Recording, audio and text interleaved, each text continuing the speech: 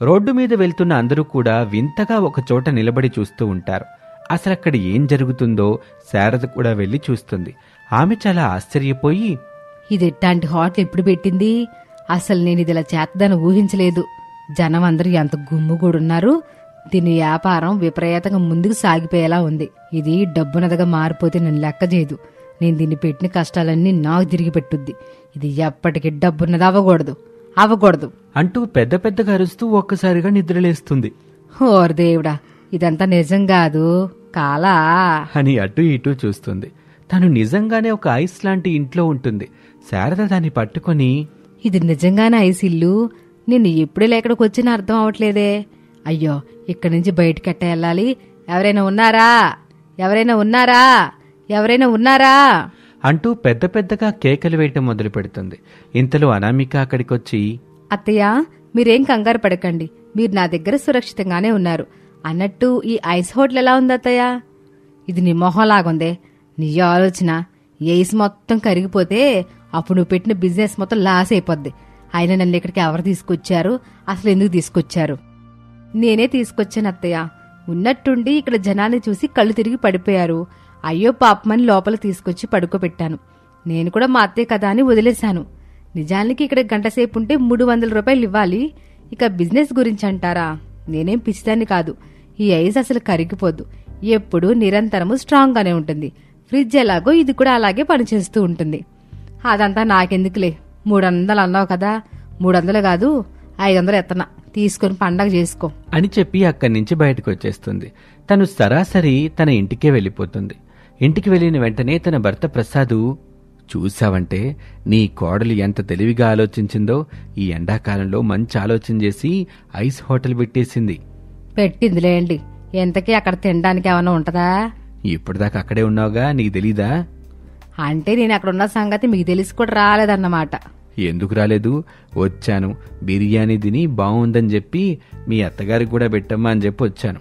పాప నువ్వే తినకుండానే వచ్చేసుంటావు. నేను వెళ్ళి తీసుకొస్తానులే నీకోసం. నాకేం ముష్టి బిర్యానీ వద్దు. కావాలంటే నేను మంచి హోటల్ నుంచి ఆర్డర్లు పెట్టుకుంటా. అక్కడ బిర్యానీ తిన్నావంటే అస్సలు వదిలిపెట్టావు, అంత రుచిగా ఉంది. ఇంకా ఆ తర్వాత నీ ఇష్టం. నాకేం పర్వాలేదు, మీరెళ్ళండి, నేనేదో చేసుకుంటా గాని అని అంటుంది అత్తగారు. ఇక అతను అక్కడి నుంచి వెళ్ళిపోతాడు. అతను బయటకు వెళ్ళినప్పుడు కూడా హోటల్ ముందు చాలా మంది లోపలికి వెళ్ళటాని కోసం ఉంటారు. లోపల నుంచి బయటకు వచ్చిన వాళ్ళందరూ కూడా చెప్పే మాట చాలా అద్భుతంగా ఉంది. ఇలాంటి ఐస్ హోటల్ని నేనెక్కడా ఎప్పుడూ చూడలేదు. ఫుడ్ కూడా చాలా బాగుంది అని చెప్తూ ఉంటారు. అదంతా విని ప్రసాద్ సంతోషపడతాడు. అక్కడే ఉన్న రమేష్ తండ్రి ప్రసాద్తో, నానా, ఇప్పటిదాకా వచ్చిన కలెక్షన్ ఎంతో తెలుసా నాన్న? 15,000 రూపాయలు. మేమిది స్టార్ట్ చేసి కేవలం 4 గంటలు మాత్రమే అయింది. మా బిజినెస్ చాలా బాగుంది నాన్న. అనామిక అప్పు చేసి మరీ బిజినెస్ స్టార్ట్ చేసింది. కొన్ని రోజులు కనుక ఇలాగే ఉంటే అప్పు తీరిపోతుంది. మేం కొంత డబ్బుని వెనకేసుకున్న వాళ్ళం అవుతాం. ఆ అప్పు నేను కడతానులేరా. మీరైతే డబ్బు బాగా సంపాదించండి. డబ్బు బాగా సంపాదించి మీ అమ్మ పొగర్ని అణచండి అని చెప్పి అక్కడి నుంచి ప్రసాద్ వెళ్ళిపోతాడు. వాళ్ళిద్దరి మాటలు విన్న శాంతి అనే ఆమె రమేష్ దగ్గరికి వచ్చి, నేను అనామిక ఫ్రెండ్స్ అండి. ఆమె నన్ను ఇక్కడికి రమ్మని ఆహ్వానించింది. కానీ లోపలికి వెళ్దామంటే అవకాశం లేకుండా ఫుల్గా జనం ఉన్నారు. ఇంతలో మీ మాటలు విన్నాను. మీరు అనామిక భర్త అని అర్థమైంది.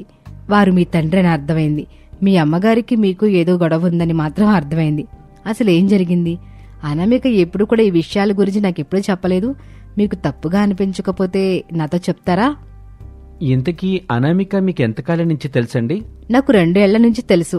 ఆమెకు పెళ్ళై ఈ ఊరికొచ్చిన దగ్గర నుంచి తెలుసండి. మేమిద్దరం మార్కెట్లో పరిచయం అయ్యాం. అప్పటినుంచి మా స్నేహం బలంగా ఉంది. ఓ మంచిదండి. అయితే మా పెళ్ళెలా జరిగిందో మీకు చెప్తాను. అనామిక వాళ్ళది మందారపల్లి అనే ఒక చిన్న గ్రామం. తను ఆ ఊళ్ళో ప్రైవేట్ స్కూల్ టీచర్గా పనిచేస్తుంది. నేను కూడా అదే ఊళ్ళో టీచర్గా పనిచేస్తున్నాను. అలా మా ఇద్దరి మధ్య బాగా పరిచయం ఏర్పడింది. తర్వాత అనామిక గురించి నాకు తెలిసింది. తనకి తల్లిదండ్రులు లేరు అని, తను ఒంటరిగా బ్రతుకుతుంది అని. అలాంటి మంచి అమ్మాయికి నేను జీవితం ఇవ్వాలనుకొని పెళ్లి చేసుకోవాలని నిర్ణయించుకొని అమ్మాయిని సరాసరి మా ఇంటికి తీసుకొచ్చాను. ఓసేయ్, ఏ మందు పెట్టేవే మా వాడికి? పెళ్ళంటూ చేసుకుంటే నిన్నే చేసుకుంటా అంటున్నాడు. అసలు ఆ మాయదారు ఉద్యోగానికి వద్దురా, ఇదని వ్యాపారం చేసుకోరా అని చెప్పా. నా మాట ఎరకుండా ఉద్యోగం పురుష లక్షణం అమ్మా అని చెప్పి వెళ్ళాడు. ఇప్పుడు నీలాంటి పేదింటి దాన్ని మా ఇంటి కోళ్ళగా చెయ్యాలని చూస్తున్నాడు. మర్యాదగా నువ్వు వాడిని డబ్బు కోసమే ప్రేమించానని చెప్పు. నిజం చెప్పు. అడి కళ్ళు తెరిపించవే. క్షమించండి, నేను అతన్ని గాఢంగా ప్రేమించాను. అతను డబ్బున్నోడని నాకు అసలు తెలీదు. నా దృష్టిలో నేనేం తప్పు చేయలేదు. మీరనుకుంటున్నట్టు డబ్బే మా ప్రేమకు అడ్డం అనుకుంటే అతను డబ్బుని విడిచిపెట్టి రావడానికి సిద్ధంగా ఉన్నానని నాతో అన్నాడు.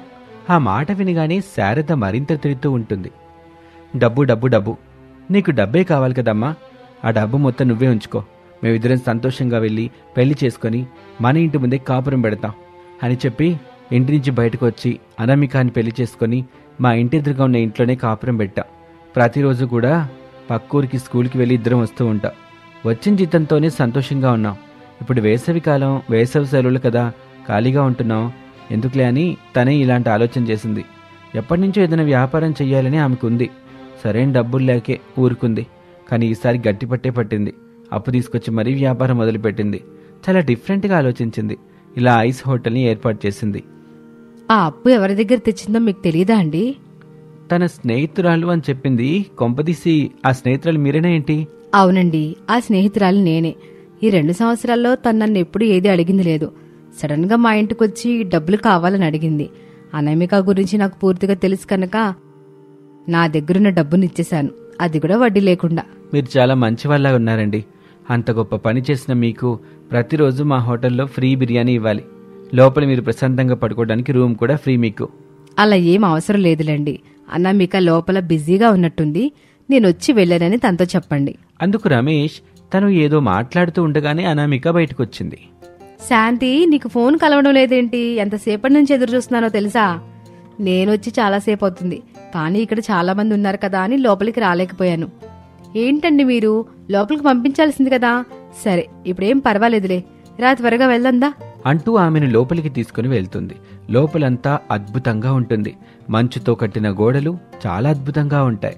అంత మంచు ఉన్నా చలిగా అస్సలుండదక్కడ. చాలా చల్లగా మాత్రమే ఉంటుందని అనామిక వాళ్ళతో చెప్తుంది.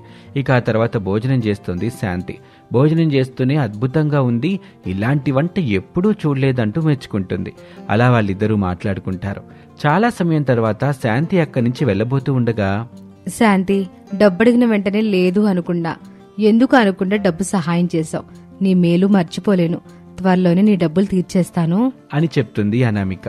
శాంతి మరేమీ పర్వాలేదంటూ ఉండగానే మామగారు అక్కడికొచ్చి ఆమెతో ఇలా అంటారు. ఎంత డబ్బు తీసుకున్నావో చెప్పమ్మా, నేను కట్టేస్తానుగా. అందుకు అనామిక వద్దంటుంది. మామగారు బలవంతం చేయటంతో ఇక డబ్బును తీసుకుని శాంతికి ఇవ్వాల్సి వస్తుంది. శాంతి దాన్ని తీసుకుని వెళ్ళొస్తానని చెప్పి అక్కడి నుంచి వెళ్ళిపోతుంది. అలా రోజులు గడుస్తూ ఉంటాయి. వాళ్ళ వ్యాపారం బాగా సాగుతూ బాగా డబ్బు గడిస్తూ ఉంటారు. ఆ విషయం అంతా చుట్టుపక్కల వాళ్ళు చెప్పుకుంటూ ఉండగా అత్తగారు కూడా వింటుంది. ఇది వ్యాపారం మొదలుపెట్టి బాగా డబ్బు సంపాదించి నన్ను ఎత్తు పడవడానికి చూస్తుంది ఇదంతా, దాన్ని సాగనివ్వను అంటూ ఎవరికీ తెలియకుండా ఆ ఐస్ ఇంటికి ఎక్కడి నుంచైతే పవర్ సరఫరా అవుతుందో దాన్ని మెయిన్ ఆపేస్తుంది. దాన్ని ఎవరూ గమనించలేదని అక్కడి నుంచి వెళ్ళిపోతుంది. అదంతా ప్రసాద్ వీడియో తీసి మెయిన్ మళ్లీ ఆన్ చేస్తాడు. తను సరాసరి ఇంటికి వెళ్లి శరత్తో గొడవపడుతూ ఇలా అంటాడు. ఛీ, నీలో ఇంత కుళ్ళుందని నేను అస్సలు ఊహించలేదు. వాళ్ళని నష్టపరిస్తే నీకు లాభం ఎలా వస్తుంది చెప్పు. దేని గురించి మాట్లాడుతున్నారు మీరు? ఇదిగో దీని గురించి అంటూ వీడియో చూపిస్తాడు. ఆ మాటలకు ఆమె చాలా కంగారు పడిపోతుంది. ఇక ప్రసాద్ ఇష్టం వచ్చినట్టుగా తిట్టి బయటకు వెళ్ళిపోతాడు. ఆ వీడియో వాళ్ళకి ఎక్కడ చూపిస్తాడు అన్న భయంతో శారద అనామిక దగ్గరికి వెళ్ళి నిజాన్ని ఒప్పేసుకుంటుంది. అదంతా అయోమయంగా అనిపిస్తుంది అనామికకి. అప్పుడు ప్రసాద్ అక్కడికి వచ్చి ఆ వీడియో చూపించి జరిగిందంతా చెప్తాడు. అత్తయ్య, మరేం పర్వాలేదు. ఇప్పుడు అందరూ కూడా మా గురించి చెప్పుకోవడం కంటే మీ గురించే మాట్లాడుతున్నారు. పలానా శారదా కోడలు అనామిక అని. నాకు ఆ మాట ఒక్కడు చాలు. నేనప్పుడు ఈ ఒక్క మాట చెప్పాను, ఇప్పుడు కూడా ఒకే మాట చెప్తున్నాను. నేను డబ్బు కోసం మీ అబ్బాయిని పెళ్లి చేసుకోలేదు, ఇదైతే నిజం. ఆ మాటలకు శారద కంటతడి పెట్టుకుంటూ క్షమాపణ కోరుకుంటుంది. ఆ తర్వాత అత్తాకోడలు జరిగింది మర్చిపోయి ఆ ఐస్ హోటల్ని రన్ చేసుకుంటూ సంతోషంగా జీవిస్తూ ఉంటారు. ఇది వాల్టి కథ. మరొక ఆసక్తికర కథలో మళ్ళీ కలుద్దాం. అంతవరకు సెలవు, నమస్తే. అనామిక వాళ్ళది చాలా పేద కుటుంబం. వాళ్ల పేదరికం చూసి చుట్టుపక్కల వాళ్ళు వాళ్ళకి సహాయం చేస్తూ ఉంటారు. వాళ్ళింట్లో ఏది చేసుకున్నా ఖచ్చితంగా ఆ కుటుంబానికి ఇస్తూ ఉండేవాళ్ళు. అయితే కొంతమందికి వాళ్ల మీద ఎప్పుడూ అనుమానం ఉండేది. కాంతం అనే ఆమె ఎప్పుడూ వాళ్ల ఇంటివైపు చూస్తూ ఉండేది. ఆమె ఒకరోజు ఏదో ఆలోచిస్తూ ఉండగా శాంతి అనే అమ్మాయి ఏదో తీసుకొని అనామిక వాళ్ల ఇంటికి వెళ్లబోతూ ఉండగా కాంతమ్మ ఆమెను పిలుస్తుంది. ఓసే శాంతి, ఇలారా. పిలుస్తుంటే లెక్క చేయకుండా వెళ్తున్నావేంటి? ఆ మాటలు విన్న శాంతి తన మనసులో, అబ్బా, ఈ ముసల్ది పట్టుకుంటే అసలు వదిలిపెట్టదు, జుడ్డులాగా తగులుకుంటది. వెళ్తే ఒక బాధ, వెళ్ళకపోతే ఒక బాధ అని అనుకుంటూనే ఆమె దగ్గరికి వెళ్తుంది. ఏంటి అవి చాలా రకాలున్నట్టున్నాయి? అవును పెద్దమ్మ, ఈరోజు నా పుట్టినరోజు, అందుకే బిర్యానీ ఇంకా 3-4 రకాల వంటలు చేశాను. అవి అనామిక వాళ్ళకి ఇద్దామని వెళ్తున్నాను. ఆ మాటలు విని కాంతమ్మ చాలా కోపంగా, ఓసే, ఊళ్ళందరికి పిచ్చి పట్టింది అనుకుంటా. ఏ రకంగా మీకు పేదవాళ్ళు కనిపిస్తున్నారే వాళ్ళు? ఆ ఇంట్లో ఉన్న వాళ్ళందరూ పనికి వెళ్తున్నారు, అందరూ డబ్బు సంపాదిస్తున్నారు. వాళ్ళ భర్తలకి ఎట్లాంటి వ్యసనాలు లేవు, అప్పులు లేవు. వాళ్ళు వచ్చిన డబ్బు అంతా ఏం చేస్తున్నట్టు? పోనీ అద్దిల్లు అనుకుందామా? అది కూడా సొంత ఇల్లే కదా. వాళ్ళకు వస్తున్న డబ్బులంతా ఏం చేస్తున్నారు వాళ్ళు? ఎందుకు పేదవాళ్ళు అయ్యారు? దాని గురించి ఎప్పుడైనా ఆలోచించారా? ఆ మాటలు విని శాంతి ఆలోచనలో పడుతుంది. అవును పెద్దమ్మా, నువ్వు చెప్పింది నిజమే. నాకు తెలిసినంత వరకు వాళ్ళకి అప్పులేమి లేవు. ఇంట్లో ఉన్న నలుగురు కష్టపడతారు, నెలకి బాగా సంపాదిస్తారు. ఆ డబ్బంతా ఏం చేస్తున్నట్టు? అదే కదా నేను ఇన్ని రోజుల నుంచి అందరికీ చెప్తుంది. వీళ్ళింటికేదో రహస్యం ఉంది, అది బయటపడట్లేదు. నువ్వైతే ఏమనుకుంటున్నావు పెద్దమ్మా? ఆ విషయం తెలిస్తే నేను నీతో ఎందుకు చెప్తానే? ఇప్పుడు వాళ్ళ ఇంటికి వెళ్తున్నావు కదా, ఆ ఇల్లు మొత్తం బాగా చూసి ఆలోచించు, అసలు వాళ్ళ ఏ రకంగా పేదోళ్ళా అని. అందుకు శాంతి సరే అని చెప్పి అక్కడి నుంచి అనామిక ఇంటికి వెళ్తుంది. శాంతి అనామికతో మాట్లాడుతూ, అనామిక, ఈరోజు నా పుట్టినరోజు, అందుకే బిర్యానీ చేసి తీసుకొచ్చాను, తీసుకోండి. చాలా కృతజ్ఞతలు శాంతి. అన్నట్టు శాంతి, నీకొక విషయం చెప్పాలి. మాకున్న మంచాలు 2 విరిగిపోయాయి. నీకు తెలిసిన చోట ఎక్కడైనా డబుల్ కార్డ్ సెకండ్ హ్యాండ్ దొరుకుతుందేమో కనుక్కుంటావా? కొంచెం తక్కువలో చూడు. తప్పకుండా చూస్తాను అనామిక. అన్నట్టు అనామిక, నేను నిన్నొక ప్రశ్న అడుగుతాను, నువ్వేం అనుకో కదా? లేదు, నేనేం అనుకోను. నువ్వేం అడగాలనుకుంటున్నావో అడుగు. మీ ఇంట్లో అందరూ కష్టపడుతున్నారు కదా, అందరూ డబ్బు సంపాదిస్తున్నారు, మరెందుకు మీరింకా ఇలాంటి ఇంట్లో ఉన్నారు? ఎక్కడ చూసినా పాడైపోయిన గోడలు, విరిగిపోయిన మంచాలు, విరిగిన వస్తువులు, ఏవి ఉపయోగపడేలా లేవు. మీకేమైనా అప్పులున్నాయా? శాంతి, మా ఆయన వ్యాపారంలో డబ్బు పోగొట్టుకున్నాడు. ఆ నష్టాన్ని పూడ్చుకోవడం కోసం ఒక చోట అప్పు తీసుకొచ్చాడు. మేము నెల నెల డబ్బు మొత్తం అప్పులకే కడుతున్నాం. అప్పులు లేవు కానీ ఒకే ఒక్క అప్పు, అది చాలా పెద్ద అప్పులే అని చెబుతుంది అనామిక. అందుకు శాంతి కూడా అవునా అని అంటుంది. అవును, ఉన్నట్టుండి ఈ అనుమానం నీకెందుకు వచ్చింది? అప్పుడు శాంతి ఆ ముసలమ్మ గురించి చెప్తుంది. ఆ మాటలు విన్నాక, ఆమెకేం పని పాట లేదనుకుంటా, ఎప్పుడు మాలాంటి పేదవాళ్ల మీద పడి ఏడుస్తూ ఉంటుంది అని తిడుతూ ఉండగా ఇంతలో అండర్ గ్రౌండ్ నుంచి అత్తగారు పట్టుచీర కట్టుకుని నిండుగా నగలు వేసుకుని పైకొస్తుంది. అనామిక, నీ నగలు కనబడట్లేదు, ఎక్కడ పెట్టావు అని అంటుంది శారద. అది చూసిన అనామిక, శాంతి ఇద్దరూ ఆశ్చర్యపోతారు. ఏంటనామిక, నేను చూస్తున్నంత నిజమేనా? మీ అత్తగారు ఒంటి నిండా నగలు, పట్టుచీర కట్టుకొని, పైగా ఆమె కింద నుంచి పైకి ఎలా వచ్చింది? అసలు ఇక్కడ ఏదో జరుగుతుంది. మరి అది ఏం జరుగుతుందో నాకు చెప్పు, లేదంటే ఊరు మొత్తానికి నీ గురించి చెప్పేస్తాను. ఆ మాటలకి అనామిక భయపడిపోతుంది. శాంతి, దయచేసి అలా చేయొద్దు. అసలు ఇక్కడ ఏం జరుగుతుందో నీకు తెలిసేలాగా నేను చెప్తాను, నాతో పాటురా అంటూ అనామిక ఆమెను అండర్ గ్రౌండ్ లోకి తీసుకువెళ్తుంది. అక్కడ ఇంటిని చూసి శాంతి ఆశ్చర్యపోతుంది. పెద్ద పెద్ద గోడలు, పెద్ద పెద్ద పెయింటింగ్స్, అది ఇంద్రభవనం లాంటి ఇల్లు.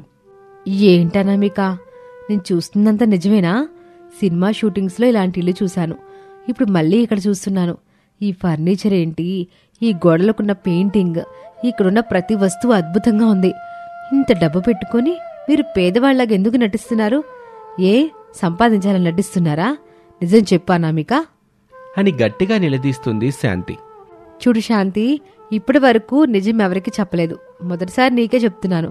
మేము డబ్బున్నల్లాగా ఉంటే మమ్మల్ని సమాజం బ్రతకనివ్వదు. అందరి కళ్ళు మా మీదే ఉంటాయి. అవును, డబ్బున్న వాళ్ల మీదే కదా అందరి కళ్ళు ఉంటాయి. అయితే అసలు ఏం జరిగిందో నాకు సరిగ్గా వివరంగా చెప్పు. చూడమ్మా శాంతి, నేను చెబుతా విను. మేము 5 ఏళ్ల క్రిందట ఇక్కడికి రాకముందు పంచలగుట్ట అనే గ్రామంలో నివసించేవాళ్ళం. మేమందరం కష్టపడి సంపాదించుకుని మంచి ఇల్లు ఏర్పాటు చేసుకుని సంతోషంగా ఉండేవాళ్ళం. ఆ చుట్టుపక్కల కాలనీలో మాలాగా డబ్బున్న వాళ్ళు ఎవరూ లేరు. అందరూ కూడా మమ్మల్ని చూసి కులుకునేవాళ్లే. ఒకరోజు ఏం జరిగిందంటే, నేను ఉదయం నిద్ర లేచాను. మా ఇంటి ముందు పెద్ద పెద్ద ముగ్గులేసి నిమ్మకాయల జల్లి చేతబడి చేశారు. మేము దాన్ని చూసి భయపడిపోయాం. వెంటనే పెద్ద పెద్దగా కేకలేయడం మొదలుపెట్టాం. తొందరగా బయటికి రండి, ఎవరో మన ఇంటి ముందు చేతబడి చేశారు అంటా పిలిచా. ఎంతలో అందరూ బయటకు వచ్చారు. అందరం చాలా భయపడిపోయి ఇక మరుసటి రోజు నుంచి మా ఇంట్లో అందరికి ఏదో ఒక వ్యాధి రావడం మొదలైంది. మా ఆయనకి మొదటిసారి గుండె జబ్బు వచ్చింది. ఆయనకి ఆపరేషన్కి చాలా డబ్బు ఖర్చు అయిపోయింది. ఆయన బ్రతికి బట్ట కట్టాడు. ఈలోపే మా అబ్బాయికి యాక్సిడెంట్ జరిగింది. అతని కాలు ఇరిగిపోయింది. అక్కడ డబ్బు పోగొట్టుకున్నాం. ఆ తర్వాత నేను జారిపడి నడు విరగ్గొట్టుకున్నా. ఇక ఇంట్లో ఉన్న వాళ్ళందరం అనామిక చూసుకుంటా ఉంది.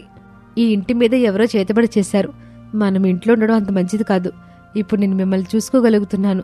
రేపు నాకు కూడా ఏమన్నా అయితే నేను కూడా మంచాన్ని పడాల్సి వస్తుంది. ఇప్పుడే మనం చాలా డబ్బు నష్టపోయాం. ఇప్పుడు మన దగ్గర మిగిలింది ఇల్లు ఒక్కటే. ఈ ఇంటిని అమ్మి ఎక్కడికన్నా వెళ్ళిపోయి అక్కడే ఇల్లు తీసుకుని ఉందాం. ఇల్లు అమ్మే వరకు కూడా ఎవరు ఇంట్లో ఉండొద్దు అని చెప్పి అక్కడి నుంచి వేరే ఇంటికి వెళ్ళిపోయాం. అక్కడ కొన్ని రోజులు ఉన్న తర్వాత ఆ ఇంటిని అమ్మడానికి బేరం పెట్టాం.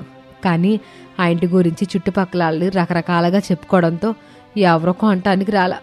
ఆ సమయంలో మాకు డబ్బు చాలా అవసరమైంది. అప్పుడు ఒక వ్యక్తి వచ్చాడు. చాలా తక్కువ రేటుకి ఆ ఇంటిని కొనుగోలు చేస్తానన్నాడు.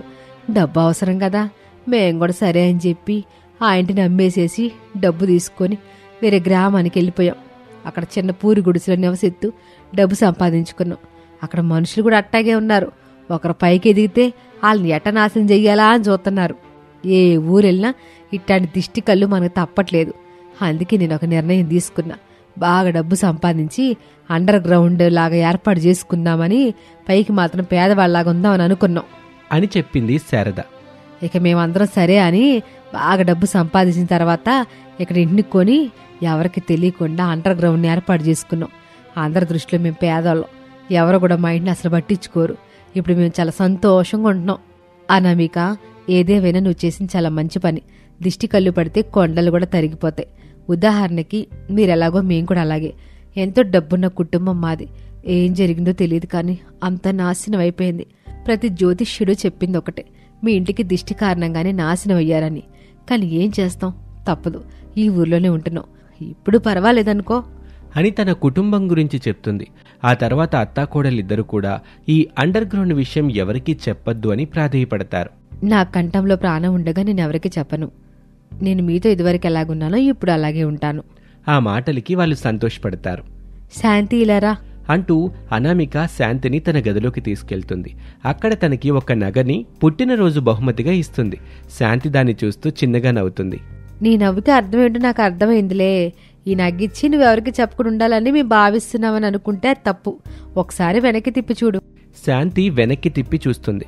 దానిమీద శాంతి అని పేరుంటుంది. అప్పుడు శాంతి ఆశ్చర్యపోతుంది. ఏంటి, ఇది నా కోసం కొన్నావా అనామిక? అవును శాంతి, మా మంచి కోరుకునే వాళ్ళలో నువ్వు ఒక దానివని మాకు బాగా తెలుసు. ఎప్పటికైనా ఇది నీకు ఇవ్వాలని, ఇక్కడ నిజం చెప్పాలని నేను అనుకున్నాను.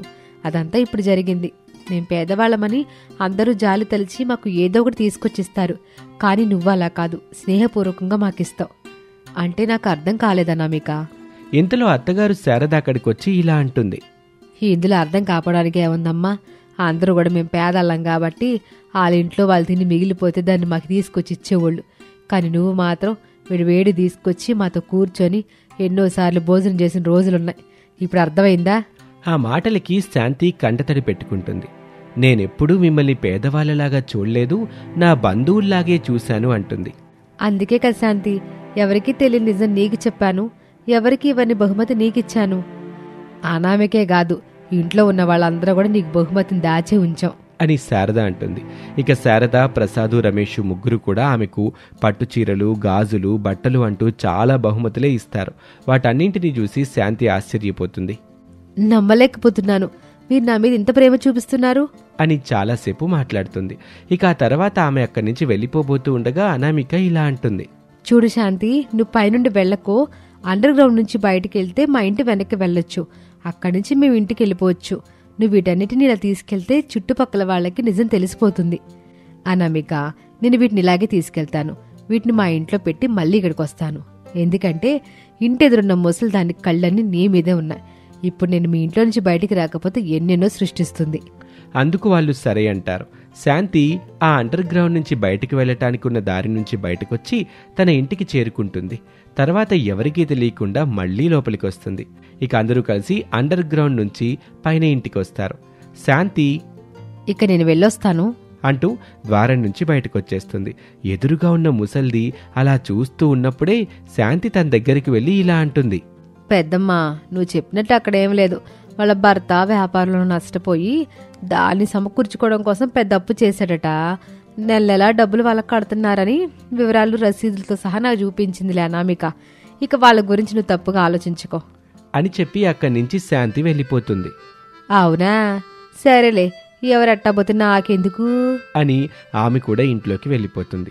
ఇక అనామిక వాళ్ళు ఎప్పట్లాగానే వాళ్ళ పనులు వాళ్ళు చేసుకుంటూ సంతోషంగా జీవిస్తూ ఉంటారు. ఇది వాళ్ళ కథ. మరొక ఆసక్తికర కథలో మళ్ళీ కలుద్దాం. అంతవరకు సెలవు. నమస్తే.